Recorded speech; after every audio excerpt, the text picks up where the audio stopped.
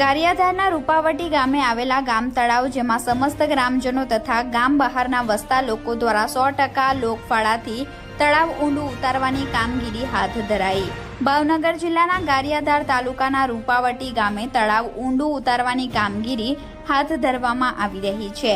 2010ની સાલમાં સુજલામ સુફલામ યોજના દ્વારા 50% સરકારશ્રી દ્વારા 50% લોકફાળાથી 2.5 લાખ ઘન મીટરનું કામ કરેલ છે, જેમાં એક જળ સંચય સમિતિની રચના કરવામાં આવેલ તેઓ દ્વારા આ કામગીરી કરવામાં આવેલ છે તથા સમસ્ત ગામના ખેડૂતો તથા મજૂરો તથા વેપારીઓના દરેક પ્રકારનો સાથ સહકાર આપવામાં આવી રહ્યો છે, જેમાં આ કામગીરીમાં છેલ્લા 2 મહિનાથી 44 થી 45 ડિગ્રી તાપમાનમાં પણ યુવાનો ખડે પગે રહીને આ કામગીરીમાં જોડાયા હતા।